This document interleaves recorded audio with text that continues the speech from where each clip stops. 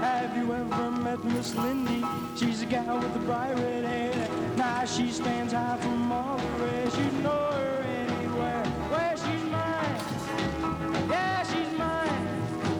Well, I love that little girl with the bright red hair.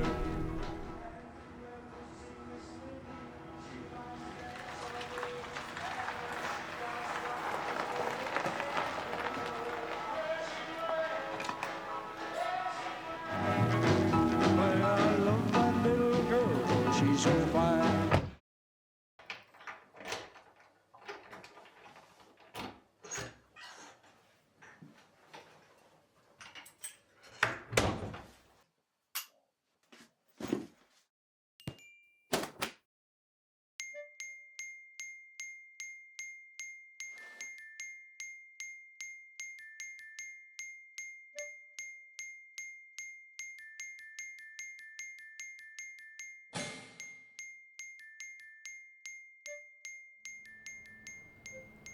Kovanci, večinoma videni le kot preprosto orodje za plačilo, že od nekdaj pripovedujejo zgodbe.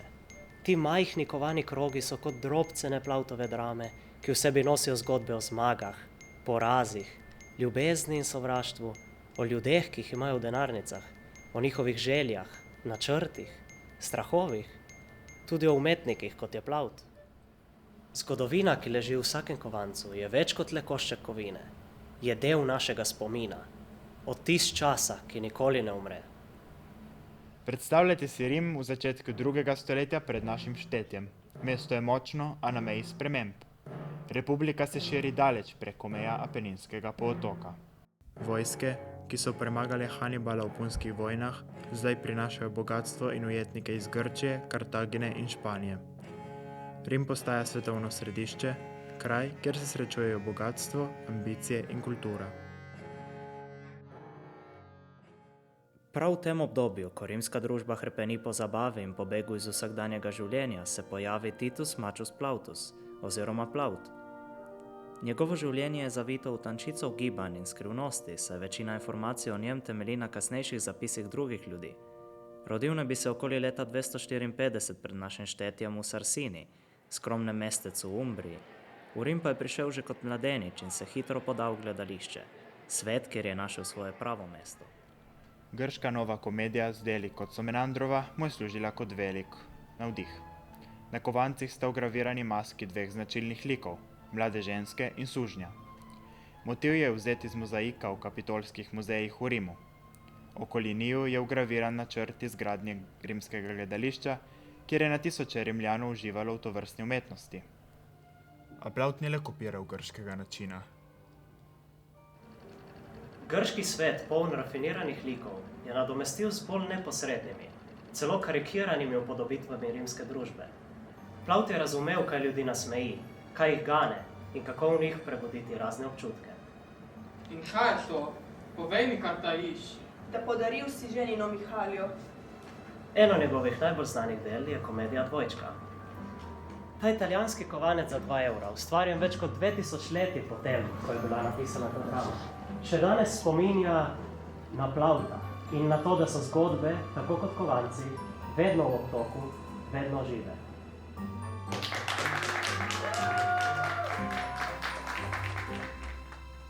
Podoben namen spominskega obeležja zgodovinsko izredno pomembne osebnosti ima ameriški kovanec za 10 centov, na katerem je upodobljen Franklin D. Roosevelt. Piše se leto 1921.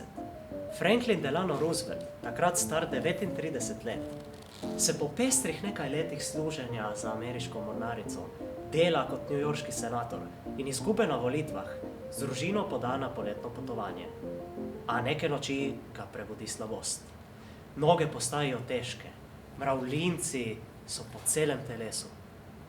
Koža postane tako občutljiva, da si ne more niti nadeti oblačil. Kmalu zdravniki podajo diagnozo. Otroška paraliza.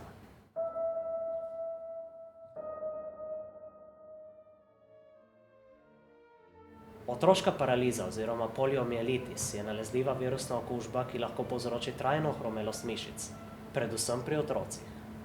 Že v nekaj urah lahko povzroči popolno paralizo. Prenaša se preko okužene hrane in vode ter stikom z okuženim. Simptomi segajo vse od milejše vročine, utrujenosti in glavobola do najtežje in celo smrtne ohromelosti, intenzivnih bolečin v mišicah ter težav z dihanjem in požiranjem. Ogromno pacientov je zaradi otroške paralize ostalo odvisnih od tako imenovanih železnih pljuč ali priklenjenih na invalidski voziček ter opornice.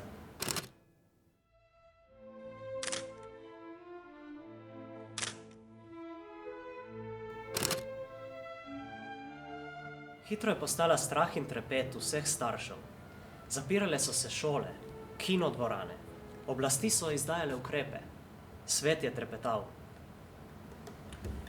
8. novembra 1932 je po 11 letih okužbe še kar šepajoči Roosevelt na predsedniških volitvah prepričal Američane s svojim New Deal, programom za reševanje gospodarske krize. S tem se je začelo obdobje njegovih kar 4 mandatov predsedovanja.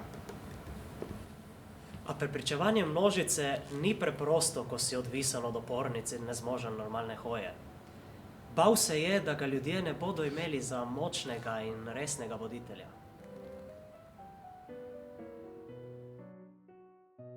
Pri sebi je vedno imel pomočnike, ki so mu pomagali pri hoji. Večino proces je opravil kar iz avtomobila, odri pa so bili natančno oblikovani, tako da ni potreboval invalidskega vozička. In vedno tudi imel oporo, na katero se je lahko naslonil. Običajno srebrne opornice so obarvali na črno in jih prekrili z daljšimi hlačami. Roosevelt naj bi celo imel dogovor z novinarji o prepovedi snemanja in slikanja njegovega izstopanja z avtomobila. A kljub bojazni pred slabim javnim mnenjem, je vedel, da ga bolezen ne ovira, temveč mu le daje moč in predanost. Zadal si je cilj. Američane je bilo potrebno rešiti pred to grozno boleznijo. Do tedaj so bile znanstvene raziskave večinoma odvisne od bogatejših posameznikov. Roosevelt pa je ustvaril nov koncept.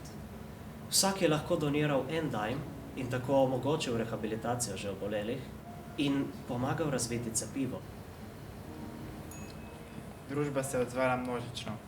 V Belo hišo so iz celotnih ZDA pripeljali kombi z nabito polnimi kuvertami. March of Dimes je postal zelo uspešna letna tradicija, ki je do leta 1955, ko dr. Jonas Salk odkrije prvo cepivo, zbrala okrog $70 milijonov. Cepivo se je izboljševalo in pred prehodom v 21. stoletje sta bili ZDA in Evropa rešeni otroške paralize. Danes nas na glavne 3 vrednote Združenih držav Amerike opominja zadnja stran kovanca, zolčno vejico za mir, hrastovo vejo za moč in baklo za svobodo.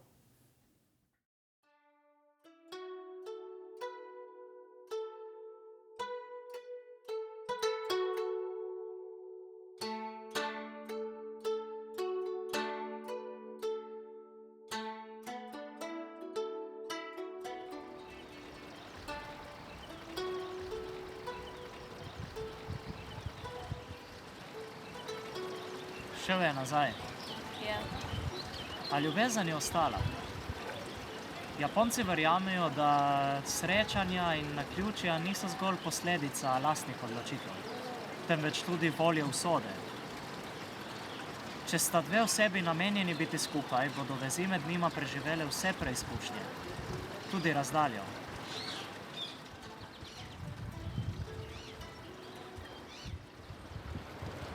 Takšne kovance so nekoč v obdobju Edo nosili na vrvicah, zato tudi tale luknja. Danes je bolj tradicija kot potreba. Simbolizirala naj bi pretok sreče in nenehno kroženje blaginje. Okrog nje je zobnik za čaščenje industrije, snop riža za kmetijstvo in valovi za ribištvo. Ampak Potem pa spodaj je napis Go-en ali 5 jenov, a ne le 5 jenov.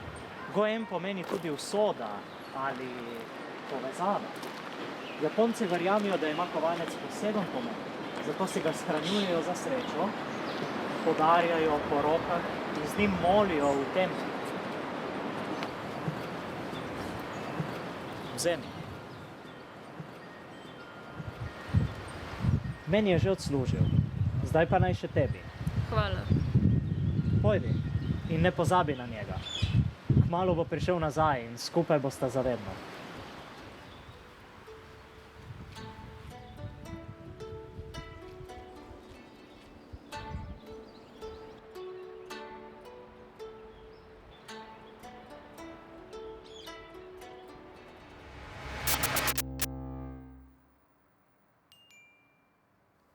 Ti kovanci nosijo toliko spominov, vse od teh za večno vgraviranih na zadnjo stran, do tistih minljivih in za vsakega posameznika unikatnih, ki živijo le v naših srcih. Ta me spominja nate.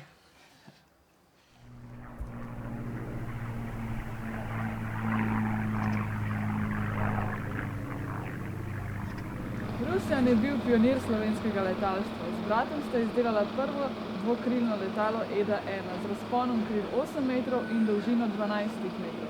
Pri prvem poskusu leta 1909, 25. novembra v okolici Gorice, je letalo doseglo višino 2 metrov in razdaljo 60 metrov.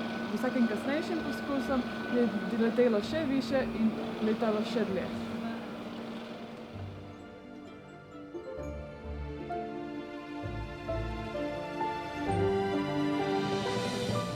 Presenetljivo, a ne? Brata Rusjan nista imela nobenih izkušenj z letalstvom. Podvige je na začetku financiral le njun oče. Vse, kar sta imela, je bil pogum, velika želja in ogromna predanost. Na začetku so se jima ljudje smejali, a kasneje je njihove polete spremljala množica več 50 000 ljudi. Slovenijo sta postavila ob bok Franciji, Angliji in Ameriki. Z veliko željo in ogromno trdega dela sta dokazala nemogoče.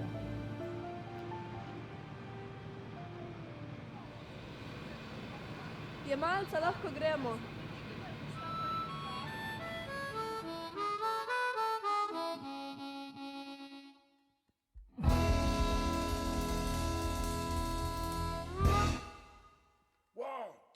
One, two, three. When I saw my woman kiss another man, said I know, no baby, no, not again. Another loss of love, another broken heart.